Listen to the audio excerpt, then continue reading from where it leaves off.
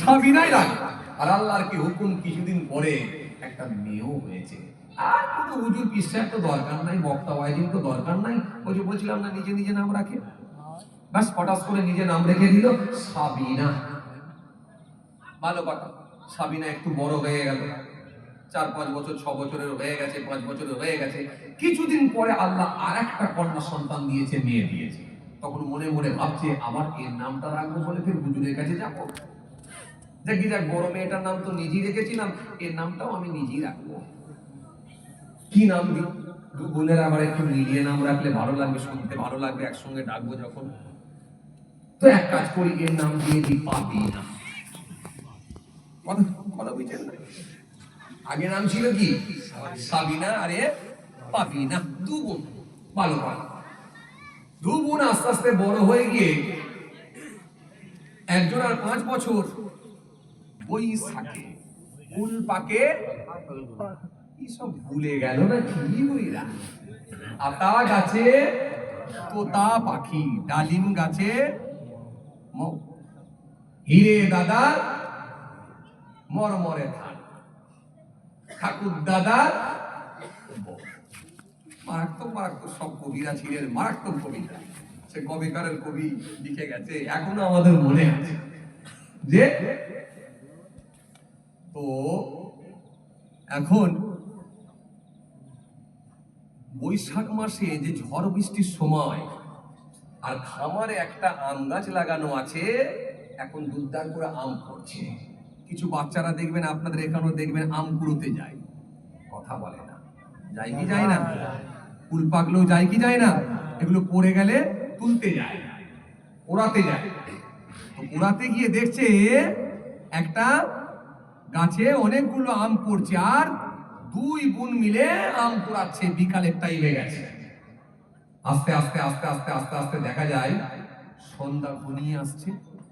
যখন সন্ধ্যা ঘনিয়ে আসছে, তখন মা বড় চিন্তিত, বাপও চিন্তিত।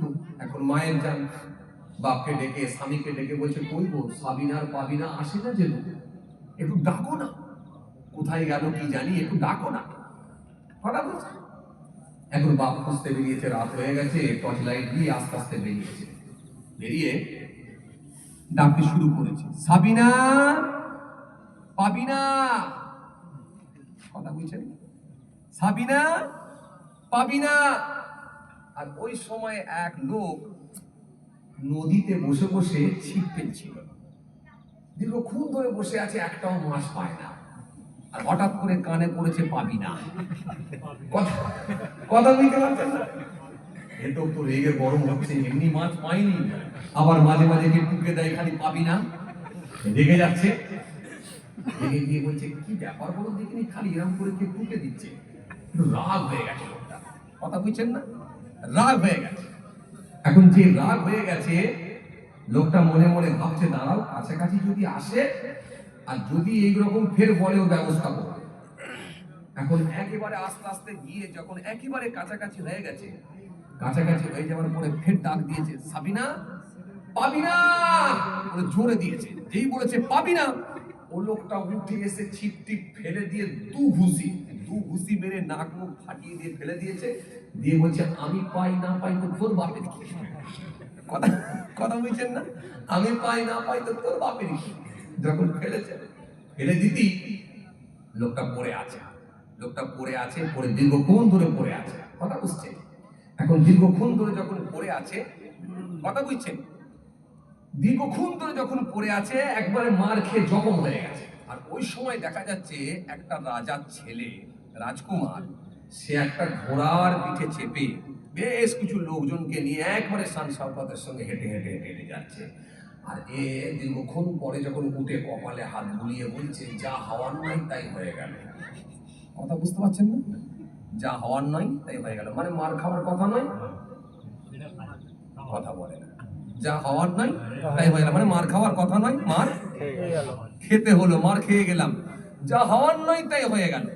আর রাজকুমারের সামনে যেই বলে ফেলেছে যা হওয়ার নাই তাই হয়ে গেল, বলছে, ও বেটা, আমার বাকি ঘোড়া চাপার অধিকার আছে, আমার চাপার অধিকার নেই, যা হওয়ার নাই তাই হয়ে গেল।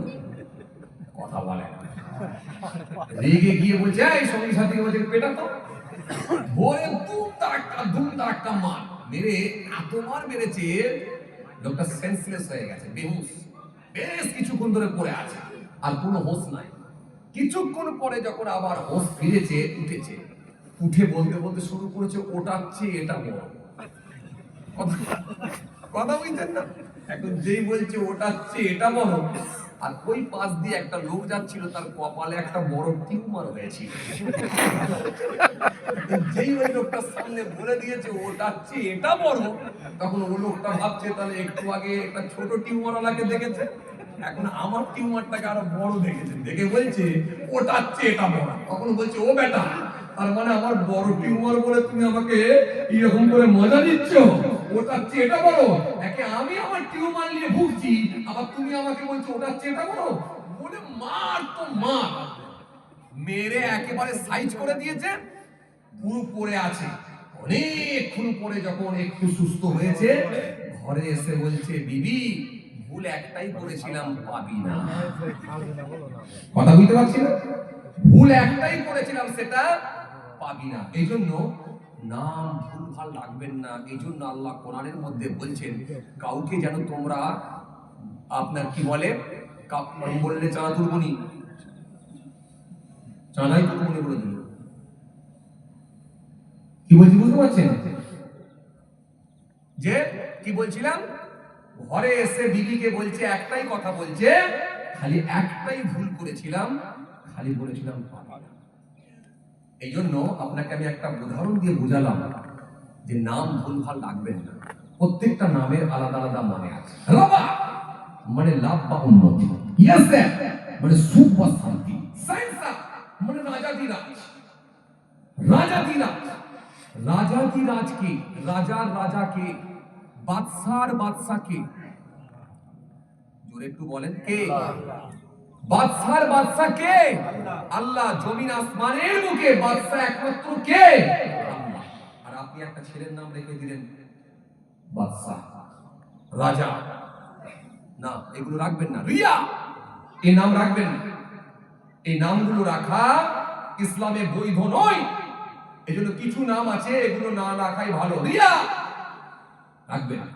অহংকারী, দেখানো, এই নামের উল্টো হয়ে যাবে, মানে উল্টো হয়ে যাবে। যারা দুর্বল, দুর্বল আবার কি? আপনার মেয়ে দুর্বল, সবল নয়, দুর্বল, কেন আপনি এই নাম রাখবেন? এরকম নাম রাখবেন না। মান্তাসা, যা ইচ্ছা তাই করা, যা ইচ্ছা তাই করাই আবার কি মানে? এই জন্য এইরকম নাম রাখবেন না। এই জন্য নাম একটা জাননেওয়ালা ব্যক্তির কাছে যাবেন, গিয়ে আপনি জিজ্ঞাসা করে নাম রাখবেন। সাহেরা, জাদুগ্রস্ত নারী, খুব ভয়ঙ্কর ভয়ঙ্কর মানে আছে। জিদ, তানিয়া, অহংকারী, আপনার মেয়ের নাম রাখবেন অহংকারী। আর